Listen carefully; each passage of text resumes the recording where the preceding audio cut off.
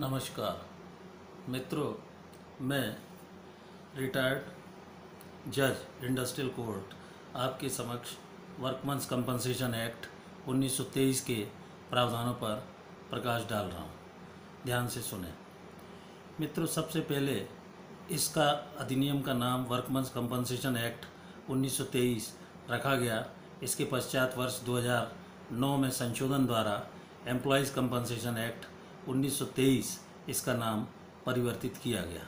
इस अधिनियम को लागू करने का मुख्य उद्देश्य यह है कि यह एम्प्लॉय के वेलफेयर में उसके द्वारा किए गए कार्य के अंतर्गत तथा परिणामस्वरूप घटित किसी भी दुर्घटना अथवा मृत्यु के संबंधित क्षतिपूर्ति धनराशि दिलाए जाने संबंधी प्रावधानों के लिए यह अधिनियम बनाया गया है।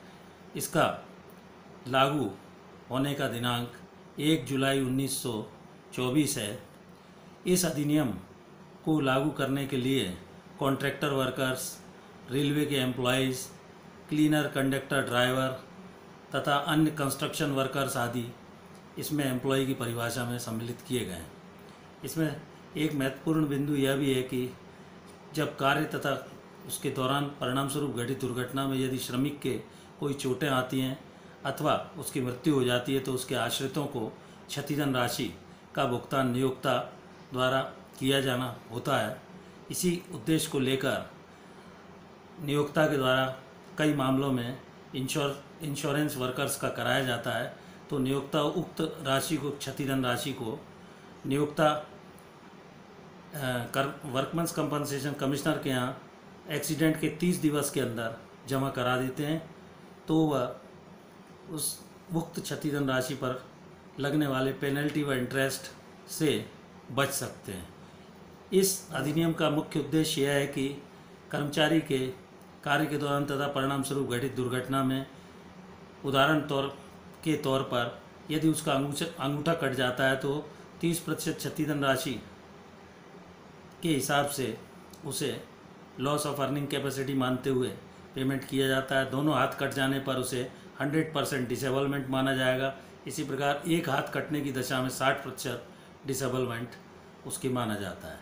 इसकी गणना करने के लिए इस अधिनियम में 4 शेड्यूल रखे गए हैं। सबसे पहला जो शेड्यूल है वह डिसेबलमेंट से संबंधित है। दूसरा शेड्यूल एम्प्लॉय से संबंधित है। तीसरा ऑक्यूपेशनल डिजीज तथा कंपनसेशन से संबंधित चौथा शेड्यूल इसमें रखा गया है। इसमें कर्मकार की क्षतिपूर्ति गणना के समय उसकी दुर्घटना के समय क्या आयु थी इसका आकलन किया जाता है। उक्त आयु पर रेलिवेंट फैक्टर तथा 50 अथवा 60% जैसी भी स्थिति हो उस पर गणना करने के पश्चात उसे क्षतिधन राशि का भुगतान किया जाता है। इस अधिनियम की विशेषता यह है कि जो कर्मचारी ईएसआई अधिनियम 1948 के अंतर्गत कवर्ड होते हैं और उक्त ईएसआई अधिनियम का एम्प्लॉयज़ स्टेट इंश्योरेंस का लाभ लेते हैं उन्हें कर्मकार क्षतिपूर्ति अधिनियम में कोई सहायता प्राप्त नहीं हो सकती है। यह धारा 53 के अंतर्गत रोक लगाई गई है। इस अधिनियम के अंतर्गत कर्मचारी को मिलने वाली राशि के संबंध में 3 एक्सेप्शन अपवाद बताए गए हैं कि यदि उसकी दुर्घटना के समय वह नशा आदि किए था, नियमों की अनदेखी कर रहा था तथा 3 दिवस से कम कोई उसके कार्य करने की क्षमता प्रभावित नहीं हुई है तो वह कंपनसेशन प्राप्त करने का अधिकारी नहीं होता है। धारा 20 में राज्य शासन कर्मकार क्षतिपूर्ति अधिनियम के कमिश्नर की नियुक्ति करते हैं। इस राज्य में अर्थात छत्तीसगढ़ राज्य में कमिश्नर फॉर वर्कमैन्स कंपनसेशन श्रम न्यायालय का न्यायाधीश होता है।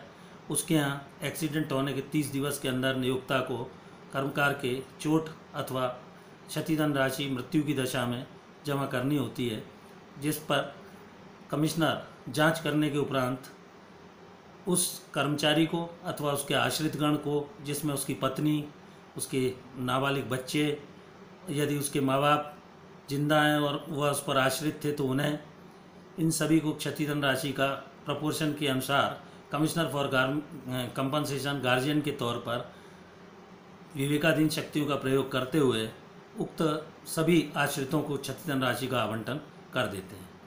एक महत्वपूर्ण बात यह और है कि श्रम न्यायालय के न्यायाधीश के अवार्ड से यदि कोई पक्ष व्यथित है तो वह माननीय उच्च न्यायालय के समक्ष सब्सटेंशियल क्वेश्चन ऑफ लॉ के आधार पर अपनी अपील को प्रस्तुत कर सकता है। धन्यवाद। नमस्कार।